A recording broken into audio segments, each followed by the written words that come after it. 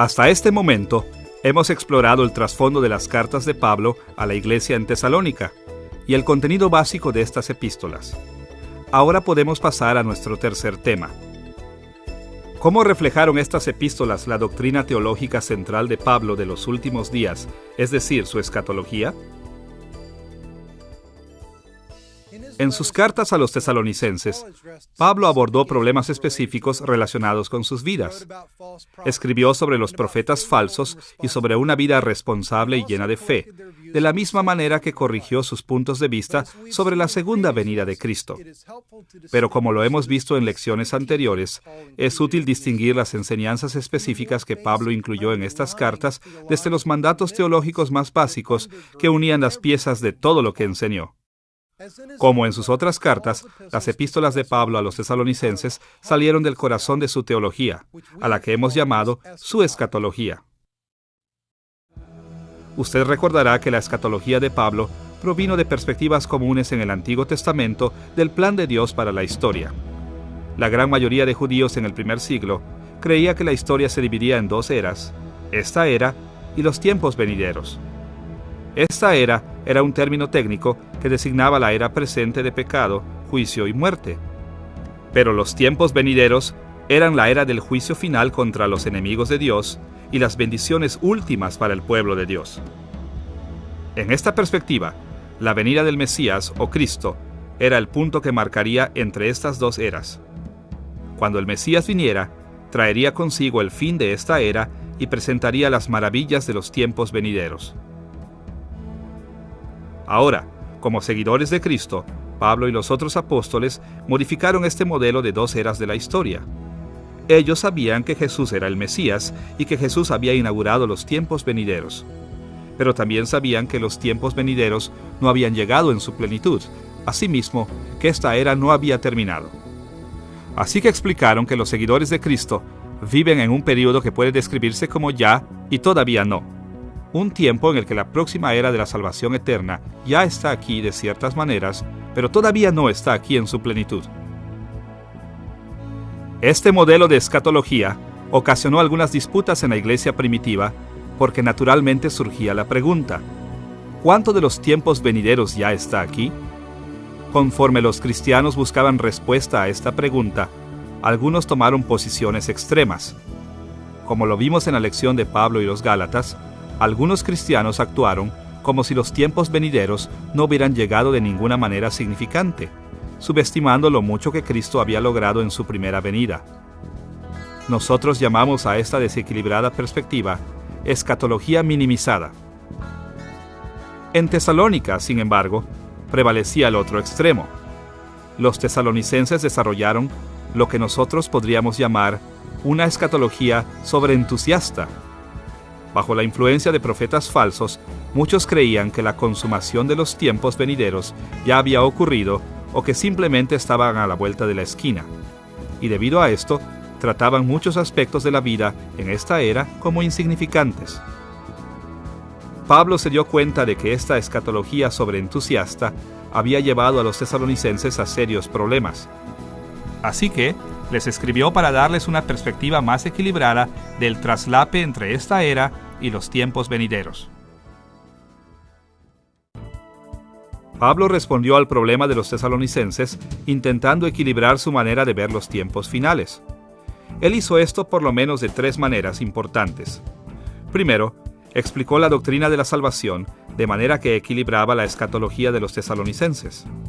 Segundo, Pablo relacionó su entendimiento de los tiempos finales a la moralidad o ética cristiana. Y tercero, les mostró a los tesalonicenses su relación entre su posición histórica y los eventos que preceden al regreso de Cristo. Veamos primero la manera en que la doctrina de la salvación de Pablo ayudó a los tesalonicenses a encontrar equilibrio en su escatología. Pablo intentó enfriar la escatología sobreentusiasta de los tesalonicenses, atrayendo su atención al mostrarles una magnitud de la salvación en Cristo que ellos ignoraban en gran manera. Bajo la influencia de profetas falsos, muchos tesalonicenses casi identificaban la salvación completamente con las bendiciones que vendrían con el regreso de Cristo. No importaba nada más que la salvación que vendría al regreso de Cristo. Para oponerse a esta exageración sobre el futuro, Pablo señaló que la salvación que se aplicaría cuando Cristo regresara dependía de la salvación que ya había tenido lugar. Segunda de Tesalonicenses capítulo 2 versículos 13 y 14 nos muestra una declaración útil de las perspectivas que Pablo quería que los tesalonicenses tuvieran. Escuche ahí sus palabras. Pero nosotros siempre tenemos que dar gracias a Dios por ustedes, hermanos amados por el Señor, porque Dios los escogió para que fueran los primeros en alcanzar la salvación por medio del Espíritu que los hace santos y de la verdad en que han creído. Para esto los llamó Dios por medio del Evangelio que nosotros anunciamos, para que lleguen a tener parte en la gloria de nuestro Señor Jesucristo. Podría decirse mucho sobre estos versículos, pero nosotros tomaremos nota de 3 dimensiones de la salvación presentadas aquí.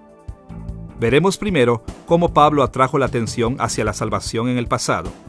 Después veremos su preocupación por la salvación futura. Y finalmente, analizaremos cómo este pasaje menciona dimensiones presentes o actuales de la salvación. Veamos primero la manera en que Pablo describió la salvación en el pasado. Con respecto a las dimensiones del pasado de la salvación, Pablo habló de la elección o preferencia de Dios por los tesalonicenses. Pablo dijo que Dios escogió a los tesalonicenses, lo que quiere decir que antes de que los tesalonicenses vinieran a la fe por medio de la predicación del Evangelio de Pablo, Dios ya había decidido que amaba a los tesalonicenses e iba a salvarlos. Esta elección, de hecho, fue hecha antes de que Dios creara el mundo. Escuche cómo Pablo habló sobre la elección de Dios de las personas para la salvación en Efesios capítulo 1, versículo 4. Nos escogió en Él, Cristo, antes de la fundación del mundo, para que fuésemos santos y sin mancha delante de Él.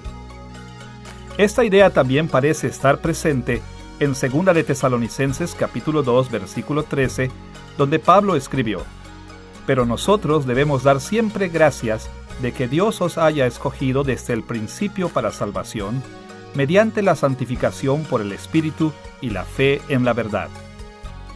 El punto de Pablo está claro. Los tesalonicenses fueron salvos porque Dios los escogió para la salvación.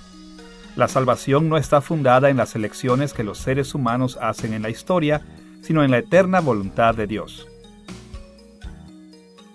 Ahora, es importante comprender que para Pablo, la elección no fue una acción tomada a la ligera y de manera caprichosa. Como ya hemos leído en Efesios capítulo 1, versículo 4, la elección de Dios fue hecha en Cristo. De la misma manera que lo hemos visto en otras lecciones, ser hecha en Cristo significa estar en unión con Jesús, de manera que cuando Él pasó de esta era a la siguiente por medio de su muerte y resurrección, nosotros también, porque estamos unidos a Él, pasamos de esta era a los tiempos venideros. Así que, cuando Pablo les recordó a los tesalonicenses de su elección, tenía en mente que Dios los había escogido para estar unidos con Jesús y pasar junto con Él de esta era a los tiempos venideros.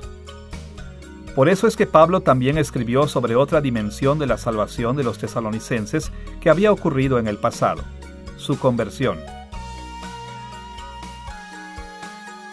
Note que en 2 de Tesalonicenses capítulo 2 versículo 14, Pablo dijo que, a lo cual os llamó mediante nuestro Evangelio. Dios llamó a los tesalonicenses a la salvación por medio del Evangelio. Aquí Pablo se refirió al tiempo cuando él había predicado el Evangelio de Cristo a los tesalonicenses durante su segundo viaje misionero.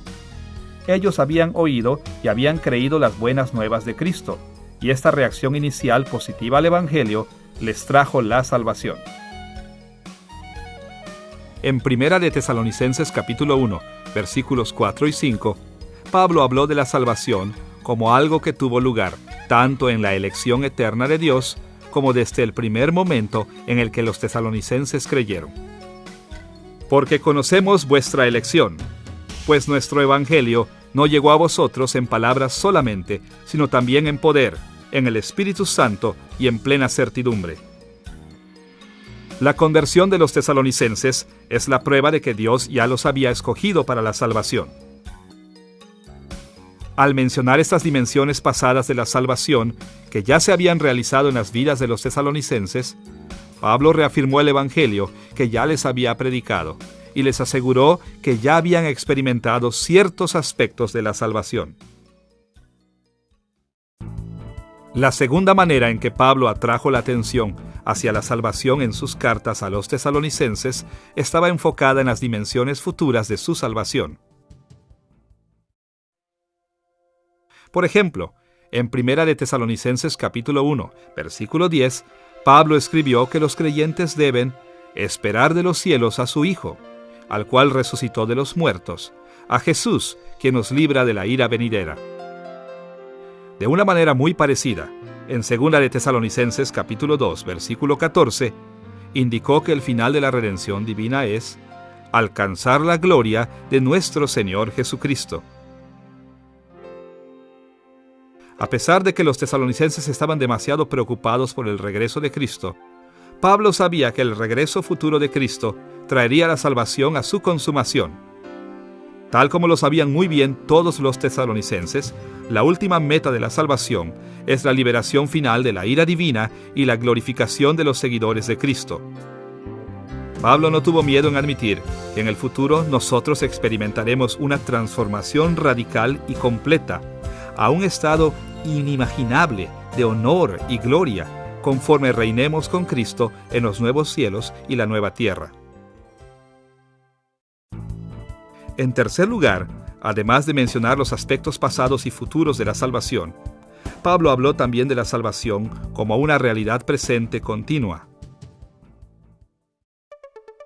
Él mencionó esta dimensión de la salvación de dos maneras en 2 de Tesalonicenses capítulo 2, versículo 13. Dios los escogió para que fueran los primeros en alcanzar la salvación por medio del Espíritu que los hace santos y de la verdad en que han creído. Por otro lado, Pablo señaló que la salvación estaba llegando a los tesalonicenses por medio del Espíritu. Como hemos visto en otras lecciones, hubo un gran derramamiento del Espíritu Santo entre el pueblo de Dios, cuando Cristo ascendió a las alturas. Y Pablo señaló que esta era una bendición de los tiempos venideros. De hecho, en Efesios capítulo 1, versículo 14, él llamó al Espíritu Santo el anticipo de nuestra herencia de los maravillosos tiempos venideros. Así que, cuando mencionó al Espíritu trabajando en los tesalonicenses, Pablo atrajo su atención al asombroso hecho de que ellos ya estaban experimentando una medida de la herencia que esperaban tan ansiosamente. El ministerio del Espíritu es de suma importancia en esta transición entre esta era y los tiempos venideros. La corrupción de pecado y muerte de esta era continuamente busca destruir a los creyentes, pero como una prueba anticipada de los tiempos venideros, el Espíritu constantemente nos purifica y nos separa de la corrupción del mundo. Por otro lado, Pablo también señaló dimensiones de la salvación, al mencionar que hay salvación por la verdad en que han creído en 2 de Tesalonicenses capítulo 2, versículo 13. Aquí habló de la responsabilidad de todos los creyentes de mantener sus compromisos con Dios y la fe cristiana, exhortando a los tesalonicenses a alejarse de la profecía falsa y amar la verdad que Él les llevó. La fe permanente en la verdad era una dimensión esencial del presente trabajo de la salvación de Cristo en sus vidas. A lo largo de la historia de la Iglesia, han existido grupos de cristianos que, como los tesalonicenses, han enfocado tanto su atención en la segunda venida de Cristo que no han comprendido los privilegios y responsabilidades que traen consigo las dimensiones pasadas y presentes de la salvación. Aunque nosotros no queremos jamás perder de vista el regreso de Cristo en gloria, debemos siempre recordar lo mucho que Dios ya ha hecho por nosotros y comprender lo mucho que sigue haciendo por nosotros.